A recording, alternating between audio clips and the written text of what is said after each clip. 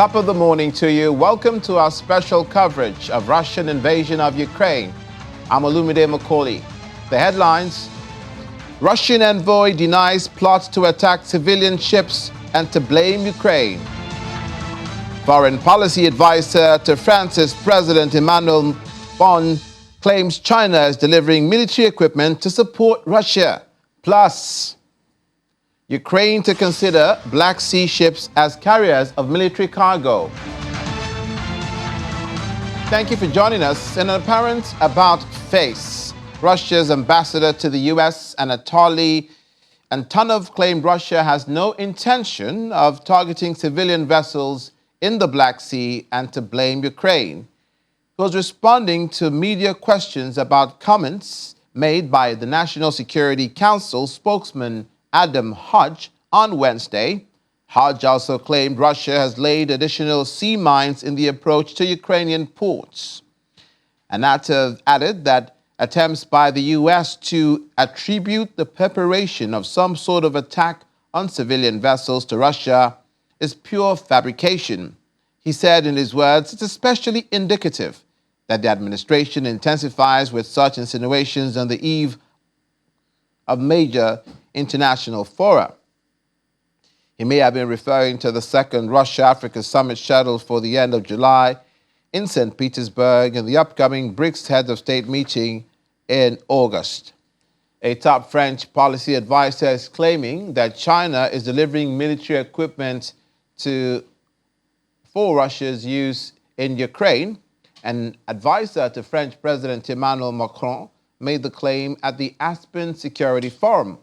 Asked if the West had seen any evidence that China has armed Russia in any way in the war in Ukraine, he answered in the affirmative, calling the assistance military equipment. French officials say he was referencing dual-use technology and non-lethal assistance such as helmets and body armor. The European Union will provide up to 5 billion euros, equivalent to $5.57 billion a year for next year for the next 4 years for Ukraine's defense needs via the means of a dedicated section under the European Peace Facility. Speaking to reporters at a news conference, the EU's foreign policy chief, Josep Borrell, added that the European Peace Facility has been working very well and that the EU will continue using it, but with a dedicated chapter inside it. Ukraine's defense ministry says it will consider all ships traveling to Russian and Ukrainian Black Sea ports as potential carriers of military cargo. A day after the Russian defense ministry said all ships traveling through the Black Sea towards Ukraine will be considered to be potentially carrying military cargo on behalf of Kiev. Ukraine's Ministry of Defense warns that this purpose and that repurposing of vessels may take place starting on July the 21st, 2023, today. Ukraine's President Volodymyr Zelensky says Russia launched nearly 70 missiles into Ukraine this week, as well as almost 90 Iranian-made Shahed drones loitering munitions. Russia carried out a missile and drone strike on southern and eastern Ukraine and caused damage to infrastructure in the Black Sea port of Odessa earlier this week. The attack followed a pledge of retaliation by Russia after a blast on a bridge linking Russia to Crimean Peninsula on Monday. Moscow accused Ukraine of attacking the bridge, which is used to transport military supplies to Crimea. President Zelensky says he has proposed some changes to Ukrainian Prime Minister Denis Shmyhal. Днів цього тижня, з понеділка, російські терористи вже застосували проти нашої держави. The first is to find extra budgetary resources for projects that are really necessary.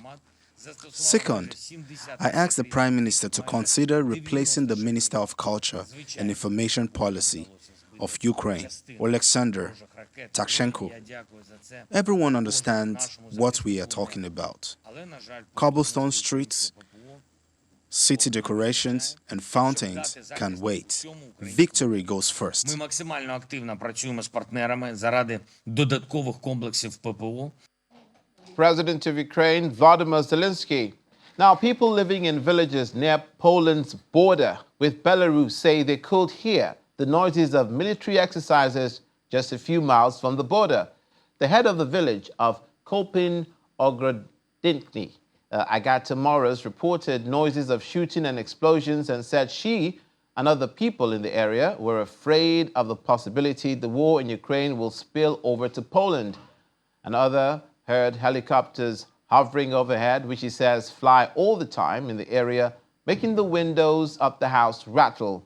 Poland, a NATO member since 1999, began moving more than 1,000 troops to the east of the country earlier this month, amidst rising concern that Wagner fighters in Belarus could lead to increased tension on the border. Is warning that Poland's decision to bolster its forces along its border with Belarus for reasons including the presence of Wagner fighters is a cause for concern. In a call with reporters, the Kremlin spokesman Dmitry Peskov called Poland an aggressive country and said it required heightened attention. On July the 2nd, Poland had announced it was sending 500 police to shore up security at its border with Belarus to cope with rising number of migrants crossing, as well as any potential threats after Wagner fighters relocated to Belarus. Now, the British deputy head of mission to Russia, Tom Dodd, was summoned to the Russian Foreign Ministry yesterday. It's unclear what the cause of the action was. Dodd spent an hour in the diplomatic quarters and left without talking to the media. Earlier, on the way in, he told reporters that Britain wants peace for Ukraine and for Russian troops to leave the neighboring country. It's now known that Russia has imposed restrictions on British diplomats, requiring them to now give at least 5-day notice, that is 5 days' notice, of any plans to travel beyond 120 kilometers radius due to what it calls London's hostile actions. The UK's charge d'affaires in Russia was summoned to the Foreign Ministry in Moscow for supporting the terrorist actions of Ukraine and for blocking Russian diplomacy in the UK. The restrictions will put British diplomats under the most challenging constraints since Soviet times, when foreign travel was limited and closely controlled by the KGB security services. National Security Council Coordinator for Strategic Communications, John Kirby, says Ukrainian forces are using U.S.-provided cluster munitions against Russia appropriately and effectively in combat, confirming that Ukraine has started using the munitions in combat. The U.S. had announced on July the 8th that it will be sending the controversial munitions, and they were delivered to Ukrainian forces about a week later. Cluster munitions scatter bomblets across large areas, which will allow Ukrainian forces to target larger concentrations of Russian forces and equipment with fewer rounds of ammunition, but the bomblets can also fail to explode and impact, and can and do often always pose a long-term risk to anyone who encounters them, similar to landmines. Mr. Kirby also discussed the additional sanctions on Russia that U.S. President Joe Biden's administration announced, saying that they are and will continue to be an effective tool going forward. UN Secretary General Antonio Guterres has strongly condemned Russian attacks on Ukraine's Black Sea ports and warned the destruction of civilian infrastructure may constitute a violation of international humanitarian law. UN spokesperson Stefan Dujarric delivered this message at the United Nations. Russia has jolted world grain markets with an escalation in the Black Sea, mounting a third straight night of airstrikes on Ukrainian ports and issuing a threat against Ukraine-bound vessels. Secretary General strongly condemns the Russian attacks against port facilities in Odessa and other Ukrainian ports on the Black Sea. The attacks contradict the Russian Federation's commitment under the Memorandum of Understanding with the United Nations, which states that, quote, the Russian Federation will facilitate the unimpeded export of food, sunflower oil, and fertilizers from Ukraine-controlled Black Sea ports. The Secretary General also recalls that the destruction of civilian infrastructure may constitute violations of international humanitarian law.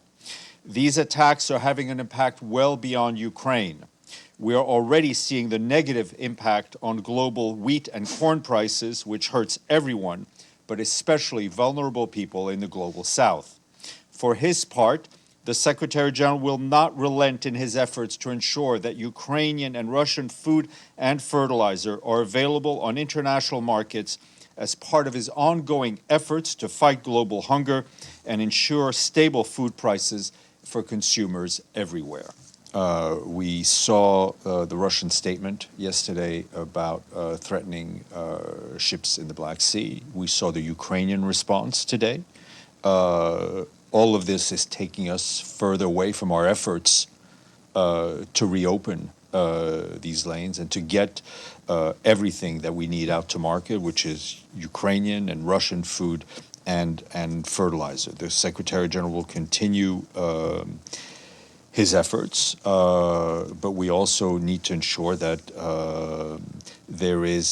we don't see an escalation both in actions and rhetoric. Is still waiting for that change, Mr. Guterres said.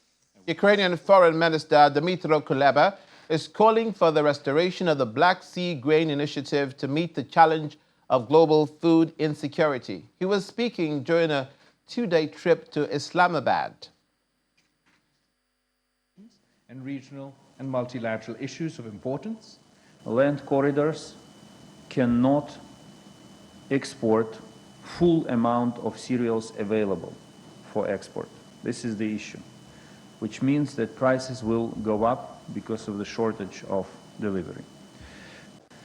It is so important to make everything possible to restore Black Sea Grain Initiative, to return balance to the global food market, to return prices under control, and to give Ukraine the possibility to provide cereals to the countries who need it the most. Since the war began, we have not concluded any agreement for defense supplies to Ukraine, keeping in view our principled, consistent, and non-partisan position.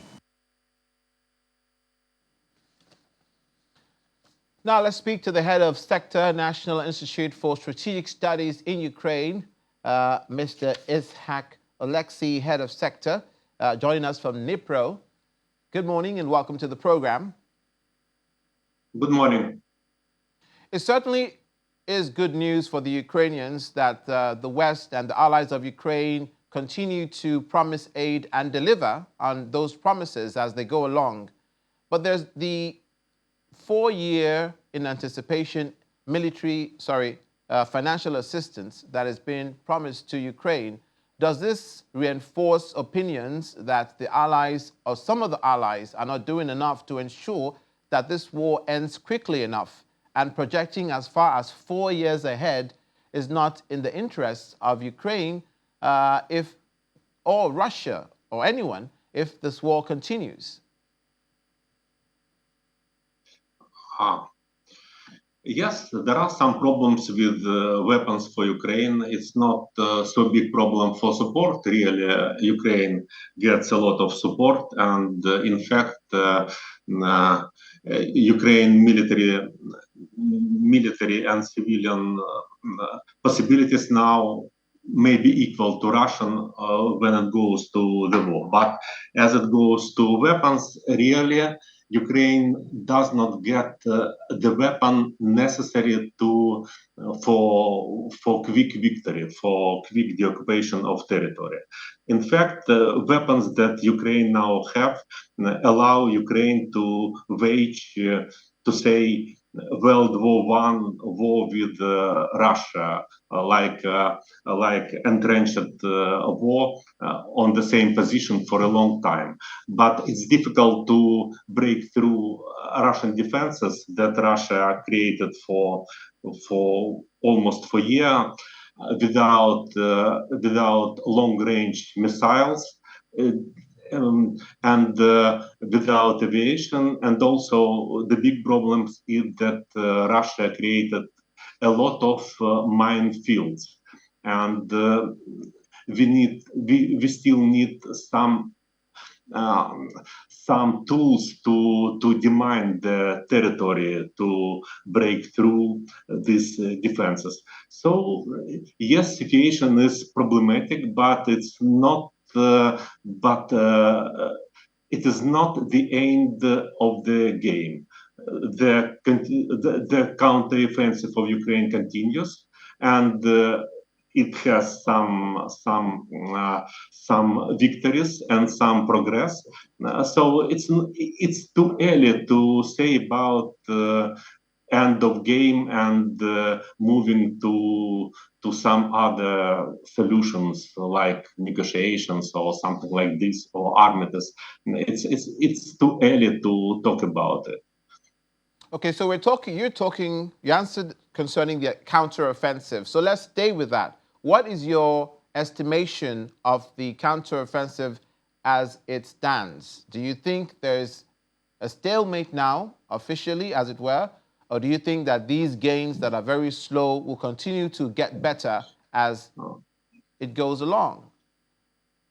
No, it's not stalemate. It's a changing of tactics. We saw the first attempt to break through Russian defenses. It was not so effective because the situation of expensive landmines and fortification, but tactics is changed, and now it's grinding and slow progress. It's not stalemate. So the first expectation about several weeks of for the occupation now changed for several months for the occupation, but it's not stalemate.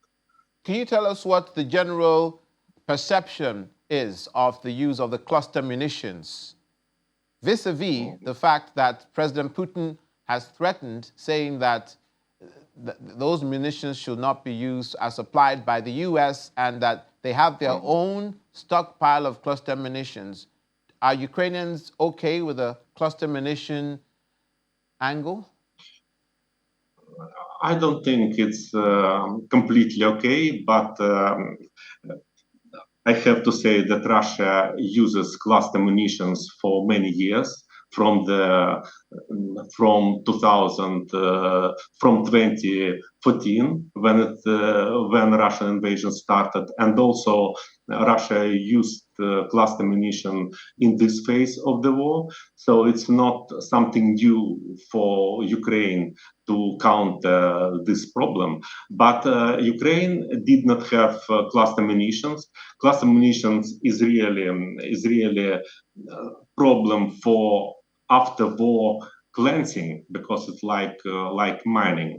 A lot of cluster munition don't combust and convert it into landmines, to say. So we will need a cleansing of territory after the war. It's a problem, and this is why there are some additional conditions for using these cluster munitions that we receive from United States.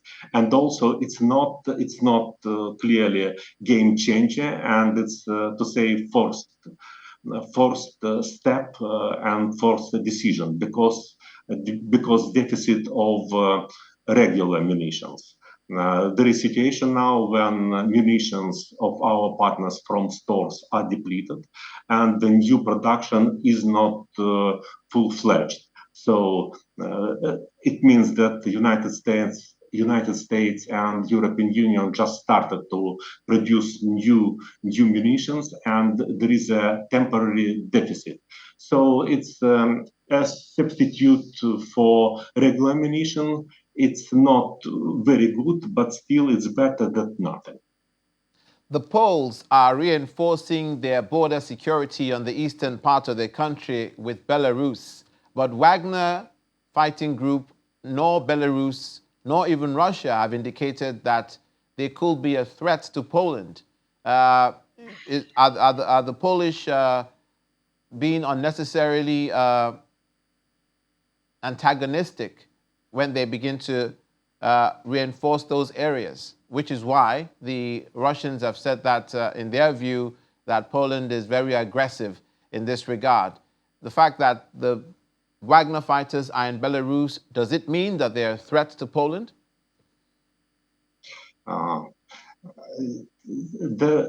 The Belarus and Russia is threat to Poland. Not maybe exactly this Wagner group, but it was a situation a year ago when Belarus and Russia used refugees from Syria to attack Poland border, and it was tense situation. So Belarus policy and Russian policy is dangerous for Poland, but exactly these people from Wagner Group with personal weapons, several thousands of them, but their main targets, main aims of their presence in Belarus is to return into Russian policy. When it comes to some turbulence and internal fighting, and also continue the operations in Africa. So it's not immediate threat to Poland, but the whole policy of Belarus and Belarusia and Russia is anti-Polish. It's clearly anti-Polish. It's really imperative to express our sympathy with the Ukrainian people at this difficult time. And now that the Black Sea grain deal is off the table, the other alternative routes, Mr. Ishak, are they enough to provide a reliable alternative to the Black Sea? Or does one have to go back to see how we can restart the initiative? You know, you can use the river Danube and the other tributaries, and by road, you understand, but the volume, we've been told, is so small compared to the cargo you can export through the Black Sea. It's true. All land routes for Ukrainian grain is limited. So the only real commercial way is by the sea. And now we see this situation when Russia Russia believes that their sea routes are more secure than Ukrainian. Russia wants to gain more money from international grain markets because Russia believes that this deal on Ukrainian grain put prices too low for Russia. And now Russia plays this game with stopping Ukrainian export and continuing its own export. And the essence of this game is a position of insurance company, of international insurance company, because you cannot transport grain without international insurance. You cannot pass Black Sea Straits and you cannot pass Suez Straits without international insurance. And the price of insurance depends on political and the military situation in the region. So when Russia says that they would attack any civilian ship, it puts prices for insurance high and makes it impossible to export by sea. The same way Ukraine tries to declare Russian routes dangerous and also influence Russian behavior. I believe finally it's possible that after a month of this game, it will be some new deal on export, some new agreement that would allow to export Ukrainian grain by the sea. It's still possible, I believe. Then how do you then take into context this issue of the Poles, the Poland farmers and the Polish government who want a ban on Ukrainian grain because it's affecting their farmers? I expect as well Romania, Bulgaria, some other nations around that axis. It's an old problem, and Ukraine can understand our neighbors. Poland is a really friendly country to Ukraine, but they also have this problem with farmers. The problem is that on on some initial stages of this grain problem, the markets of Eastern Europe were saturated with Ukrainian grain. This is one part of the problem, and no way to get another share of market or in Europe for Ukrainian grain. But the problem of transit is different, and now there is a situation when our neighbors tries to limit even transit because they fear that this grain would go to their market and prices will be too low and their farmers would lose in their gains. But to some extent, this problem is solved with support of European Commission. European Commission pays compensation to Eastern European farmers, and also European Commission tries to secure some land routes for Ukrainian grain. But in any case, this route is not enough to export all Ukrainian grain. Mr. Isaac, tell us, you're in Dnipro in Ukraine at the moment. Tell us how it is on a day-to-day basis. How's life there? Are people going to work in the midst of this war? Are children going to school? Is work going on as usual? Are people going to the supermarkets to shop and then they hear the sirens and take cover? Tell us how it is on a day-to-day basis in Ukraine where you are at this time. We live in war, but it's psychologically because every one of us here in Ukraine and also in Dnipro, we have this smartphone and all notification about air alerts, but no real strikes in Dnipro because Dnipro is good protected with Western air defenses, not like Odessa, to say. Dnipro is protected better. So life here, 200 kilometers from front line, is pretty comfortable in civilian term. Water is running, electricity is running, supermarkets are working. Now it's summer, so children don't go to school and they are with their parents. In this sense, the situation is good, but you know every day that the war is continuing, and when you don't see your future, it is really difficult. Yes, it's difficult, but it's comfortable in everyday life terms. Indeed, it's a very difficult period. I know you're Ukrainian, and President Zelensky has given the position of all Ukrainians in not yielding an inch to Russia. Could you, in spite of that, look at what your opinion is on how there should be some sort of armistice or ceasefire? Let's take into account, for instance, what President Alexander Lukashenko says. I know he's not a friend of Ukraine, but he says that taking conditions should not be a part of coming to the negotiation table, that people should come to the negotiation table first and then look in the interest of peace, even though an injustice has been done.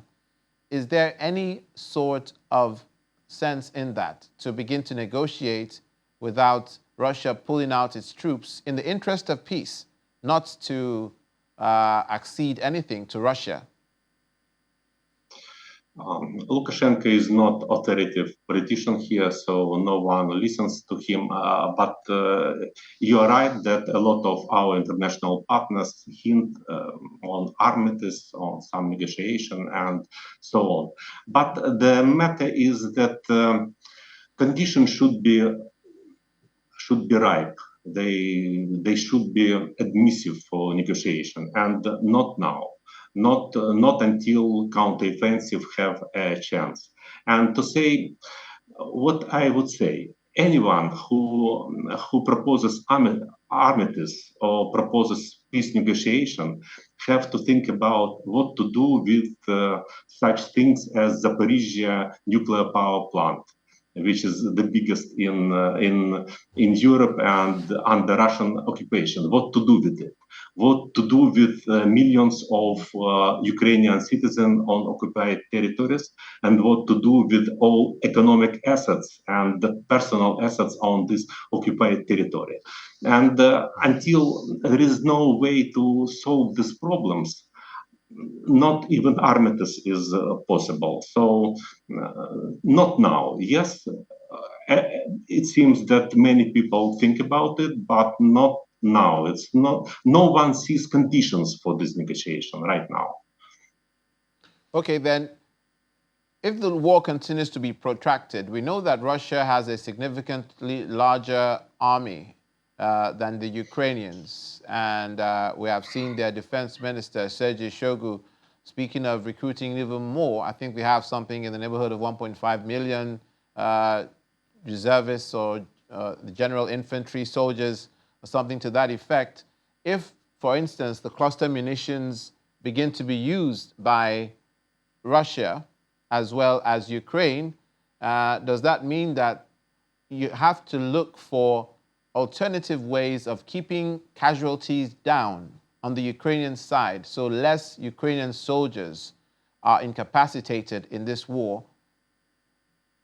Do we need to look at, for instance, the arrival of the F-16s and the arrival of alternative, more effective missiles that will minimize the loss of life on the Ukrainian side, just because of the fact that the Russians have more soldiers and the Ukrainians cannot afford to lose even one single soldier? In fact, Ukraine has in battlefield the same amount on soldiers, maybe even more. About a million of Ukrainians are now in different services in army and other services. So the problem is not amount. The problem is that Ukraine is really vulnerable to casualties, more vulnerable than Russia. And Ukrainian policy is to save lives. And this is because this counteroffensive is not so fast. Because after first attempt, we saw the casualties are high, and our military planners had to change tactics to save lives. So this is problem. I don't know how it's solved now, but now what I can understand from our policy, from Ukrainian governmental policy, is that we are in search for tactics that would allow to counter offense without losing too many lives. And certainly, we still hope to obtain some Western weapons that would make our military operations more effective. It's about missiles, long-range missiles. It's about means to demine territories, and of course it's about aviation. Yes, that's my point. You made a point just now. You said, and to the effect that, and I'm asking you now based on what you said, the longer this war lasts, is it in the interest more of Russia, who would want to choke Ukraine with their numbers? Mm-hmm. I don't think Russia is more endurable and more strong than Ukraine in this political will and ability to wage long war. You just saw an attempt of coup in Russia, and it's not about something strong position. I believe that Ukraine is not less endurable, but as I told you, that Ukraine is more vulnerable to this sense of losses of lives. So yes, it's problem, but I don't know that I don't think that Russian ability to endure this war is bigger than Ukrainian ones. Yes, the truth is that Ukraine is more dependent on international support, but Russia also depends on Chinese support and Indian support. So when we talk about serious armistice or serious diplomacy, we should look on contacts between United States and China on Ukrainian situation, Russian-Ukrainian war. So this is not now about going to negotiations, but both Ukraine and Russia, I believe, approaches to the line when it would be too difficult to continue this war. Yes, it's true, but not now, and maybe not in this autumn. But yes, the sense present that we are going to closer to this end line, end game, and deadline. To say, no one knows where it is in terms of time, but many feel it. Many feel it, but not now.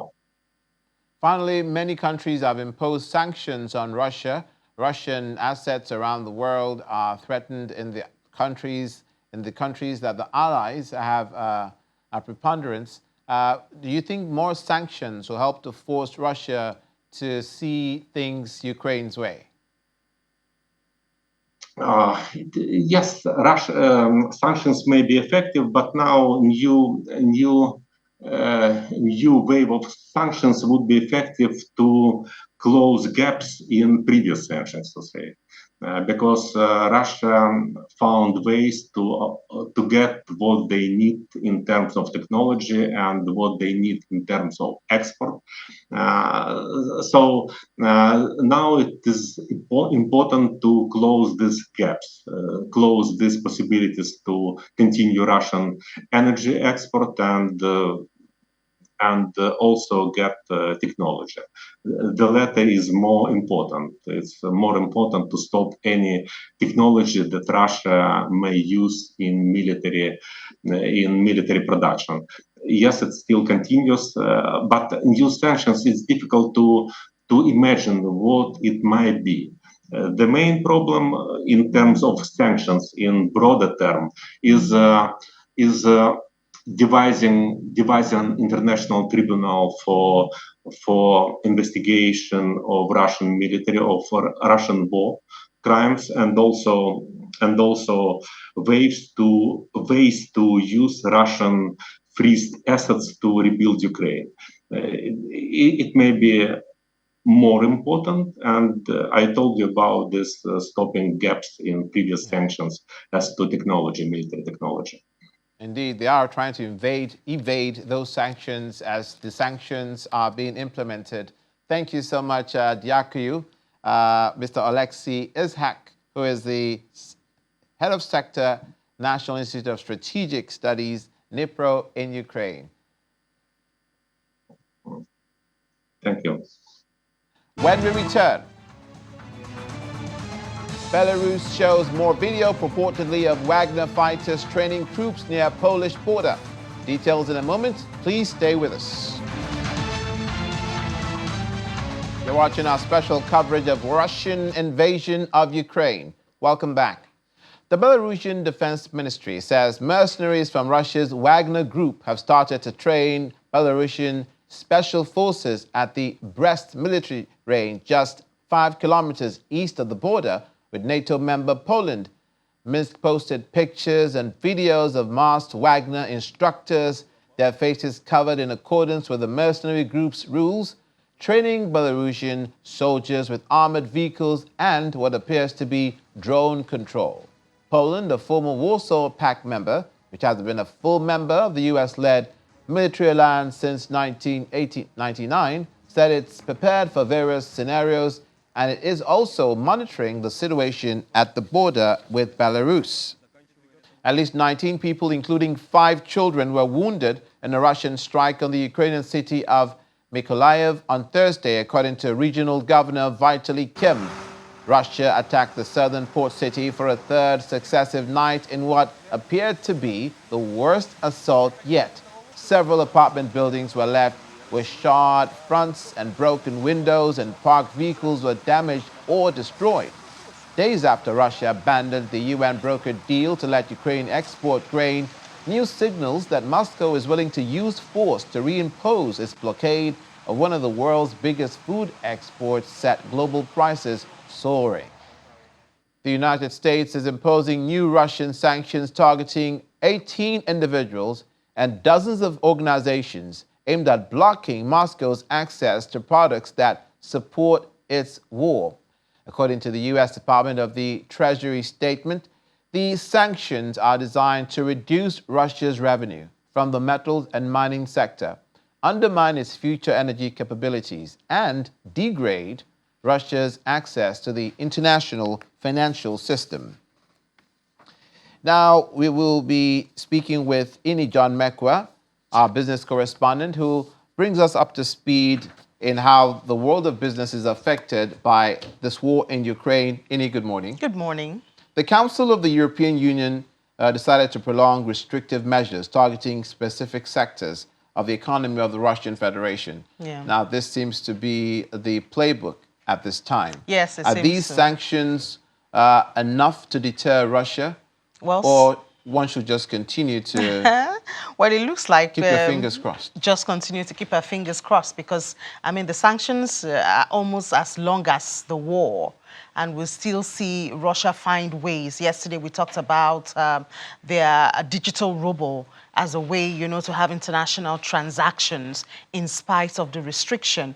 And I just heard you there talk about the U.S. targeting 18. Well, I can tell you that the EU Council is targeting 87 individuals and corporates that they have discovered working closely with Russia, including some Iranian companies that seem to be giving them drones, producing drones for them, you know, which is a direct way of fueling the war. So sanctions continue. But of course, when you talk about is it really deterring Russia, it doesn't look so much like that. It seems like Russia has found a way or always finds a way to go around it and still survive. But of course, we see the impact on their economy. We do see, obviously, their revenue has dropped. We do see more people trying to detach themselves from doing business with Russia or Russia-related companies. But fortunately, unfortunately, Russia seems to find ways, you know, to go around all of this. We've talked about how, in spite of these sanctions, we've seen countries like China and India doing great business with them, making use of the oil, which used to be cheap, but no longer that cheap. Because at a point, price cap that was placed at 60 was almost what the global oil price was. It's gone up now, but I mean, sometimes we even hear news of Russia selling above that price cap, and there are countries that are still working with them, having these transactions with them. We see Saudi Arabia, for instance, working along with Russia to influence the price of global oil prices, cutting their outputs. Russia is cutting theirs by 500,000 barrels per day. Saudi Arabia is cutting by 1 million from next month. And of course, once you squeeze supply, then you expect that price will hike. And when price hikes, Russia gains. Russia is a part of OPEC Plus, so I mean they also do have their rights. So there are so many sanctions and restriction, like the one from the European Union now. It's already in place, but it's now been extended by 6 months. So that means it's now to 31st of January, all of that. And it's supposed to affect luxury goods, technology, trade industry, transportation, crude oil. Remember, that was also ban on import of crude oil from Russia, disconnect their banks from SWIFT. You know, remember one of their requests is that they want their agricultural bank to be connected back to SWIFT so that they can make easy transactions. But of course, we did also see the U.S. saying, but we have approved J.P. Morgan, you know, to work with Russia and its banks to ensure that their transactions move. So it's a whole lot of sanctions. They're not happy with that. Yeah, and those sanctions they're talking about obviously target some of their billionaires, their oligarchs, some of whom are in Putin's inner circle. Yes. But their resilience is what seems to be a huge surprise. Yeah, that the West not really expecting it. You understand? And it doesn't look like they can sanction everyone. If not, China should be sanctioned by now. India should be sanctioned by now. They are openly doing business. It's complicated. It is complicated. When you bring China into it, it's very complicated. You see what I mean? Ukraine's central bank says it'll nationalize Russian-owned Sense Bank. So, so when you talk about that complication, it's on many fronts, Olumide, because the world has gotten very intricate. You know, we're all connected, one way or the other, doing business, social life, family, and all of that. Imagine that one of the thriving commercial banks in Ukraine belongs to Russian. I mean, the majority shares belongs to 2 Russians. One of them is Ukraine-born, but it's obviously an Israeli Russian. The other one is a full Russian. They own this Sense Bank, which is in Ukraine, and is a thriving. It has about 3 million. Let me just get the number. 3 million depositors in Ukraine. And you can imagine what they do. They pay taxes. So they contribute to the economy of Ukraine. And yet, it's an enemy's bank. You know, so the world has been so Are they just now trying to interwoven. nationalize it? Yeah. How come they haven't done that before? Well, I guess they didn't think of it. I guess they didn't think of it, but, you know, maybe... Or possibly because of how useful the bank is and how... Yeah, but if they interwoven nationalize into it, their yeah, system. because they are saying that if they nationalize it, they're supposed to decide today. If they do, they will keep all the depositors, they will hardly change anything and run it as it is, just that the ownership will change. That means that they will now get more, the profits, the revenue. Even though last year the bank made a loss, obviously because maybe the Russians, who are majority stakeholders there, have seen and maybe trying to pull out some of their funds, you know, but it's like the most thriving bank in Ukraine, you know, and it's a commercial bank. So if they nationalize it, then if they can run it well, then they can run back to profits. Because I read that in Ukraine, in spite of all that's happening, the financial sector seems to be resilient. So if they can run it well, then they can get the revenue, the profit, plus the taxes that comes from Sense Bank. But at the end of it, of course, there'll be legal questions too. Can they just overtake a bank, especially since it's privately owned? These 2 individuals are private individuals. It's not Russia. It's not a Russian national bank or something like that. So what about the legal questions? How are they going to answer that, if they would care to answer, that is? Because back in Russia, remember that President Putin has signed a law that allows them to own some of those Western companies that have they're left. placing all of them under administration. Exactly. And if a Ukrainian bank was in Russia, it'll be a given that that's the way that will go. Exactly. So, I mean, is it tit for tat now? I mean, do we care about the future? Do we care about the consequences of some of these decisions? Do we care what it does to the legal system? I mean, is certainly the line between good and bad is getting really blurry right here. Finally, generally speaking, how is it affecting inflation around the world? We understand the UK is rebounding to some degree. Yes. So, UK dropped. The US dropped, South Africa dropped, Nigeria did not drop. So it does seem like the tightening, that's the increase in interest rates. Working. Yeah, is working. Right. Except in Nigeria, because in Nigeria, obviously, the cost of the inflation is not rates. It's not a monetary policy thing. It's more of a fiscal policy. Like, we have to deal with issues around infrastructure, issues around supply, security factors that affect supply of food and all of that. You know, so while in other countries, even in South Africa, yesterday, at the end of the day, they retained their rates. They did not increase it because they have seen inflation tapering, and it dropped by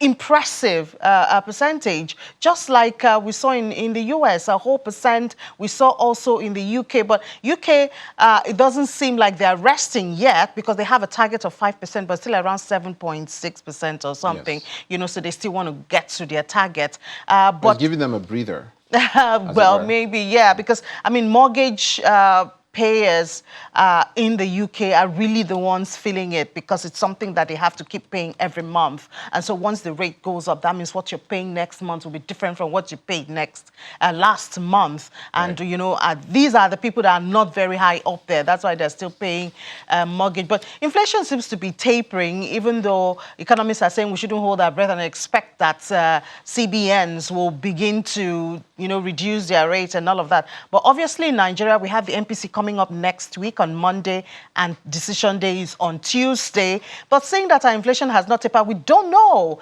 We're going through a critical period in Nigeria, as it were. You know what I'm saying. How much is it to the dollar now? 860? Yeah, that's what it closed. That's what it was intraday yesterday, but it closed at about 790. That's in the I&E window. Yes, it gained a bit. It gained a bit, yes, at the close of trade yesterday. I hope that will be sustained and it'll let it get better. Yes, 700. yes. I mean, that's about 800 naira for $1.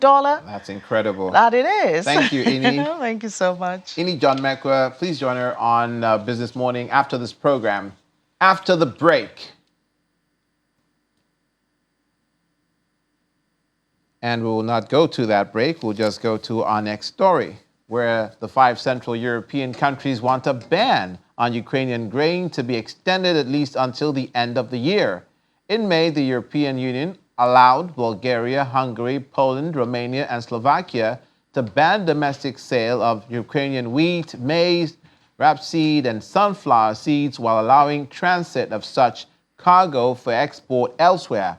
Polish Agriculture Minister Robert Tellis, who spoke for the group of countries, says the ban is set to end on September the 15th.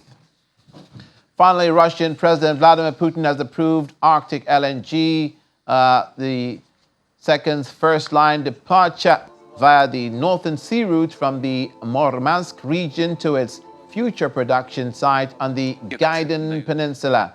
The Arctic LNG-2 will be Russia's third large-scale project for producing liquefied natural gas after Gazprom-led Sakhalin-2 plant in Russia's Pacific and Yamal LNG controlled by Novatek. It'll help Russia achieve its goal of gaining 20% of the global LNG market by 2035 from around about 8% currently.